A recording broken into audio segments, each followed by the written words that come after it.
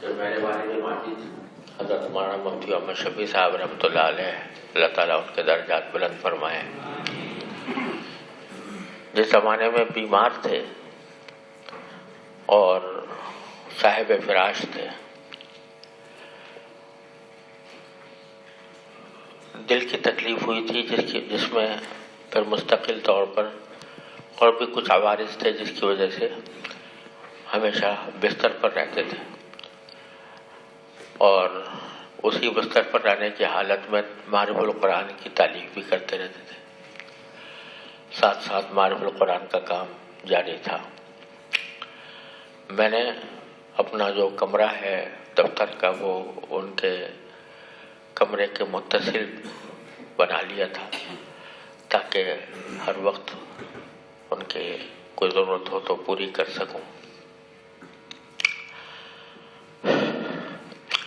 اس دوران مجھے حرمین شریفین حاضر ہونے کی تمنا تو تھی، اور مجھے حرمین شریفین حاضر ہوئے تقریباً 10 سال ہو گئے تھے۔ 10 سال میں کوئی موقع نہیں ملا تھا جانے کا۔ تو اس زمانے میں میرے پاس ایک صاحب نے حج بدل کی پیشکش کی کہ حج کا موسم آ رہا ہے، آپ میری طرف سے حج کر لیں۔ تو دل میں کچھ داعیہ پیدا ہوا۔ الحمدللہ والد صاحب کی طبیعت ایسی نہیں تھی کہ جس کی وجہ سے کیونکہ دوسرے بھائی بھی موجود تھے اور ان کی خدمت کرنے کے لیے دوسرے حضرات موجود تھے، تو ان کا کہنا یہ تھا کہ آپ حج کر کے آ جائیں تو پھر خدمت اسی طرح جاری رکھیں۔ میں نے حضرت والد صاحب رحمۃ اللہ علیہ سے ذکر کیا کہ حج بدل اس طریقے سے آیا ہے، کیا کروں؟ تو آپ نے فرمایا کہ بھئی نعمت ہے اللہ تعالیٰ کی، تم اگر جانا چاہو تو چلے جاؤ۔ پھر میں نے الحمدللہ میں حج اپنا کر چکا تھا، پہلے حضرت والد صاحب رحمۃ اللہ علیہ کے ساتھ ہی کر چکا تھا۔ تو میں سوچتا رہا کہ کیا کروں۔ ایک طرف حج بدل کے حج کی خواہش بھی تھی، اور دوسری طرف حضرت والد صاحب رحمۃ اللہ علیہ کو اس حالت میں چھوڑ کر جانا، یہ بھی مجھے بھاری معلوم ہوتا تھا۔ شاید استخارہ بھی کیا ہوگا، اس کے بعد میرا دل مطمئن نہیں ہوا، حج پر جانے کے لیے دل مطمئن نہیں ہوا۔ تو 2-3 دن کے بعد، کچھ دن کے بعد حضرت والد صاحب نے پوچھا بھی تمہارے اس حج بدل کا کیا ہوا؟ تو میں نے عرض کیا کہ حضرت میں نے تو ارادہ ملتوی کر دیا۔ انہوں نے کہا کیوں کر دیا؟ تو میرے منہ سے یہ جملہ نکلا کہ ہمارا حج عمرہ تو یہیں پر ہے آپ کے پاس، ہمارا حج اور عمرہ یہی آپ کے پاس ہے۔ تو حضرت والد صاحب رحمۃ اللہ علیہ میرے اس بات سے بہت خوش ہوئے اور کہا کہ تم نے صحیح فیصلہ کیا، اور انشاءاللہ اللہ تعالیٰ تمہیں اتنا لے جائیں گے پھر کہ یعنی مجھے الفاظ صحیح یاد نہیں رہے، لیکن وہ حاصل اس کا تھا کہ اتنا جانا ہوگا کہ لوگ رقص کریں گے۔ اس کے بعد حضرت والد صاحب کی وفات ہو گئی۔ وفات کے بعد سے آج تک کوئی سال ایسا نہیں گزرا جس میں 2-3 مرتبہ کم از کم حاضری نہ ہوئی ہو۔ اور اب صورتحال یہ ہے کہ میرے کچھ اداروں سے وہاں تعلقات ہو گئے ہیں، تو اس کی وجہ سے ہر دوسرے-تیسرے مہینے حاضری ہوتی رہی۔ پچھلے دنوں بیماری کی وجہ سے نہیں جا سکا تھا 2-3 مہینے، اس میں بھی 2 مرتبہ مکہ مکرمہ حاضر ہونے کی توفیق ہوئی۔ لیکن اب میں یہ کرتا ہوں کہ 1 مرتبہ کوشش کرتا ہوں کہ مکہ مکرمہ میں حاضری ہو جائے، دوسری مرتبہ مدینہ طیبہ میں۔ اب مدینہ طیبہ حاضر ہوئے مجھے تقریباً 8 مہینے ہو گئے تھے، 8 مہینے سے میری حاضری نہیں ہوئی تھی۔ تو اللہ تبارک و تعالیٰ نے اس کا اب اس انتظار میں تھا کہ ششماہی امتحان آ جائے، تو اس وقت فراغت کا وقت ہوگا تو اس وقت اطمینان سے کس وقت حاضر ہوگا۔ تو اللہ تبارک و تعالیٰ نے اس کا انتظام کر دیا، اور عین اسی زمانے میں مجھے دعوت آئی اور الحمدللہ وہاں جانے کا موقع ملا. تو اللہ تبارک و تعالیٰ کے فضل و کرم سے وہ اطمینان کے ساتھ، سکون کے ساتھ بہت عرصے کے بعد مدینہ منورہ میں بعافیت قیام کا اللہ تعالیٰ نے موقع عطا فرمایا. اور وہ جو میری بیماری چل رہی تھی اس کے کچھ نہ کچھ اثرات باقی تھے، اب بھی کبھی کبھی ظاہر ہو جاتے ہیں، لیکن مدینہ طیبہ میں ایسا معلوم ہوا کہ میں کبھی بیمار تھا ہی نہیں الحمدللہ. اور اس کی وجہ سے اطمینان کے ساتھ، عافیت کے ساتھ اللہ تعالیٰ نے رہنے کا موقع عطا فرمایا. اور اس دوران ایک تو وہاں سب سے بڑی نعمت وہاں کی حاضری ہے.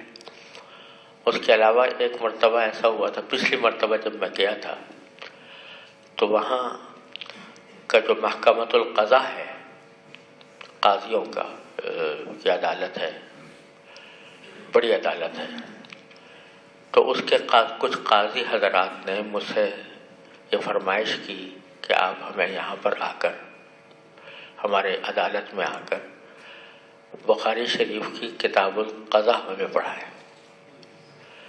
تو ہم چاہتے ہیں کہ وہ، تو مجھ سے انہوں نے اس انداز سے فرمائش کی کہ مجھ سے انکار نہ ہوا. میں نے کہا اگرچہ میں جب حرمین شریفین جاتا ہوں تو عام طور سے بس میرا آنا جانا صرف ہوٹل اور ہوٹل سے حرمین، ہوٹل اور ہوٹل سے حرمین اس طرح ہوتا ہے، کہیں میں دور نہیں جاتا. لیکن انہوں نے اس انداز سے فرمائش کی کہ میں رد نہ کر سکا. میں نے کہا کہ ٹھیک ہے، مغرب کے بعد میں انشاءاللہ وہاں آؤں گا. اسی دوران وہاں مسجد نبوی کے ایک امام ہیں شیخ احمد طالب صاحب، تو ان کو کسی نے بتا دیا کہ وہاں پر وہ کتاب القضاء پڑھائیں گے، تو وہ بھی آ گئے، اس میں شریک ہوئے، درس میں شریک ہوئے. اور اس درس کے بعد انہوں نے فرمائش کی کہ میں چاہتا ہوں کہ آپ ہمیں مسند احمد کی ثلاثیات ہم آپ سے پڑھیں. اور اس کے لیے انہوں نے ائمہ حرمین کا جو کمرہ ہوتا ہے نا، جہاں وہ آتے ہیں پر وہاں سے امام نماز کے لیے آتے ہیں، تو انہوں نے کہا کہ مغرب کے بعد ہم اسی کمرے میں انتظام کر دیتے ہیں اور وہاں پر آپ ہمیں وہ پڑھائیں ثلاثیات مسند احمد. چنانچہ میں نے پھر ان کو وہاں مسند احمد کی ثلاثیات جو ہے وہ پڑھی. میں نے ان سے پڑھی قراءتاً و روایتاً، اور اجازت بھی دی. وہاں میں حرم کے کمرے ہی میں ہوا تھا. پھر اس کی نتیجے میں پھر امام کے ساتھ ہی باہر آنا ہوا، امام کے ساتھ ہی پھر نماز صف اول میں اللہ تعالیٰ نے عطا فرمائی.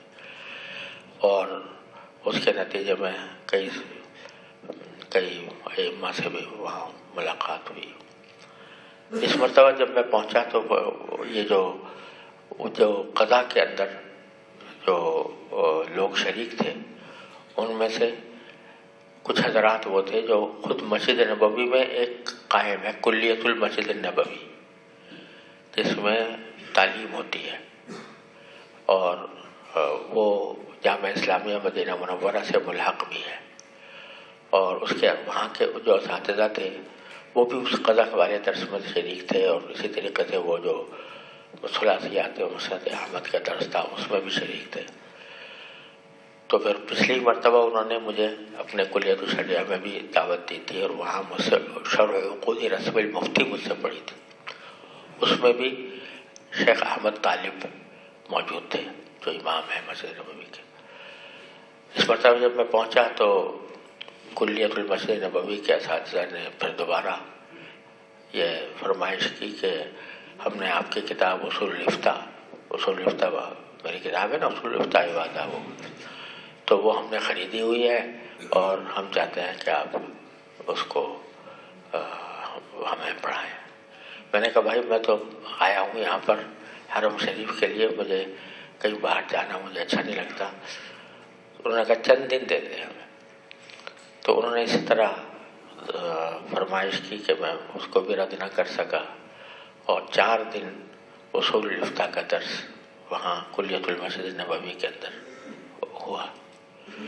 اسی دوران شیخ علی حذیفی جو وہاں کے بڑے امام ہیں، ان سے ملاقات کا وقت طے ہوا. میں چاہتا تھا کہ ان کو اپنی کتابیں کچھ پیش کروں، تو فتح الملہم کا نسخہ اور فقہ البیوع اور اس میں قضایا فقہیہ محاصرہ تو ان کو پیش کی. اس کے بعد پھر دوسرے امام حسن آل الشیخ دوسرے دن تیسرے دن ان سے ملاقات ہوئی، اور ان کو بھی میں نے اپنے کتابیں ہدیہ دی، اور انہوں نے بہت ہی خوشی اور مسرت کا اظہار کیا. اور میں اس بات پر بڑا خوش ہوا کہ حسن آل الشیخ نام سنا ہے آپ لوگوں نے، یعنی مسجد نبوی کے امام ہیں حسن آل الشیخ، اور یہ شیخ عبد الوہاب نجدی، جن کی طرف منسوب کر کے ہمیں لوگ وہابی کہتے ہیں نا، تو شیخ عبد الوہاب نجدی کے وہ پوتے یا پڑ پوتے ہیں یہ حسن آل الشیخ. تو ظاہر ہے کہ شیخ عبد الوہاب نجدی کے نظریات کے حامل بھی ہوں گے. تو جب میں نے ان سے المدونہ کا ذکر کیا، المدونہ الجامعہ جو ہماری طرف سے ہوا، تو اس پر انہوں نے بہت ہی غیر معمولی مسرت کا اظہار کیا. کہا کہ ایسا تو کام آج تک دنیا میں کبھی نہیں ہوا جو آپ کر رہے ہیں. تو میں تو بہت خوش ہوا اس کو سن کر. پھر انہوں نے ایک بات ایسی کہی کہ جس سے معلوم ہوا کہ ان کے مسلک اور مزاج میں بڑا اعتدال ہے. انہوں نے کہا کہ میں نے حنفیہ کی کتابیں پڑھی ہیں، اور حنفیہ کی کتابوں میں حنفیہ کو عام طور سے لوگ اصحاب الرائے کہتے ہیں، لیکن حقیقت میں نے دیکھا کہ حنفیہ کی کتابوں میں بہت سی ایسی حدیثوں کے حوالے آتے ہیں جو ہمیں دوسری کتابوں میں نہیں ملتی. تو اس واسطے ان کی جو کتابیں ہیں، وہ کتابوں میں جو حدیثیں آئی ہیں، میں سمجھتا ہوں کہ کیونکہ یہ کہنا غلط ہے ان کے بارے میں، حنفیہ کے بارے میں، کہ وہ رائے اور قیاس پر عمل کرتے ہیں. ان کا استناد بھی کسی نہ کسی حدیث پر ہوتا ہے. تو وہ احادیث بھی اگر آپ جمع کریں تو یہ بہت اچھا ہوگا، تاکہ حنفیہ کے جو مستدلات ہیں وہ بھی جمع ہو جائیں. اس سے مجھے بڑی خوشی ہوئی کہ ماشاءاللہ وہ شیخ عبد الوہاب نجدی کے پڑ پوتے ہیں، اور اس کے باوجود انہوں نے اس کا اظہار کیا. تو الحمدللہ ان سے ملاقات بھی بہت مفید اور اچھی رہی. ان کو میں نے کتابیں بھی پیش کی. انہوں نے کہا کہ آپ پہلے سے میں واقف تھا اس کتاب سے، فتح الملہم سے، اور میں پہلے سے آپ کی جو اس کی قضایا فقہیہ محاصرہ ہے اس کو بھی میں جانتا ہوں کہ آپ نے مجموع الفقہ الاسلامی میں وہ پیش کی ہے. آپ ابھی تک اس کے رکن بھی چلے آتے ہیں. تو بڑی بیچاروں نے ہمت افزائی کی. اس کے علاوہ یہ ہوا کہ وہاں جب میں پہنچا تو جامعہ طیبہ، وہاں پر ایک تو جامعہ اسلامیہ ہے نا، ایک جامعہ طیبہ ہے. وہ جامعہ طیبہ کے اندر انہوں نے کلیۃ المسجد النبوی کے جو اساتذہ ہیں، انہوں نے ایک دورہ شروع کر رکھا تھا المعایر الشرعیہ کا. المعایر الشرعیہ تو جانتے ہیں نا آپ. تو ان کا ایک دورہ شروع کیا ہوتا، 6 مہینے سے اس کی تدریس ہو رہی تھی وہاں. تو وہاں اس کا آخری دن تھا، آخری درس کا. تو انہوں نے بہت ہی محبت کے ساتھ یہ کہا کہ ہماری خوش نصیبی ہے کہ سوتا آپ آئے ہوئے ہیں، تو جامعہ طیبہ کے اندر آخری جو درس ہے وہ آپ کا ہو جائے تو ہمیں، کیونکہ آپ اس معایر شرعیہ کی جو مجلس ہے، مجلس شرعی، اس کے صدر ہیں، تو ہمیں بڑی خوش نصیبی ہوگی کہ اگر وہ ختم ہو جائے صدر مجلس کی طرف سے تو بہت اچھا ہوگا. تو میں نے اس کو بھی عشاء کے بعد میں وہاں پر گیا. میں نے کہا کہ بشرط ہے کہ آپ مختصر کام کریں، زیادہ لمبا نہ کریں. تو وہاں پر بھی ماشاءاللہ تمام جامعہ اسلامیہ کے اساتذہ، جامعہ طیبہ کے اساتذہ، اور جدہ سے آئے ہوئے بہت سے علماء، مکہ مکرمہ سے آئے ہوئے علماء وہاں موجود تھے. تو ان کو میں نے پھر آخری درس جو ہوا وہ دیا گیا، تو الحمدللہ اس کا بھی بہت اچھا اثر ہوا۔ تو اللہ تعالیٰ نے یہ سارے کام اس صبر کے اندر کرائے، اللہ تعالیٰ کا شکر ہے۔ تو اللہ تعالیٰ کا میں شکر ادا کرتا ہوں کہ اس نے اپنے فضل و کرم سے یہ ایام بہت ہی خوشگوار اور بہت یعنی پرلطف وقت گزرا، اور طبیعت بھی بالکل اچھی رہی الحمدللہ، کوئی شکایت نہیں ہوئی۔ تو میں نے کہا آپ کو تھوڑا سا بتا دوں، اس لیے چلو بس بسم اللہ۔ کہاں سے پڑھنا ہے بھائی؟ مجھے تو یہ بھی یاد نہیں رہا۔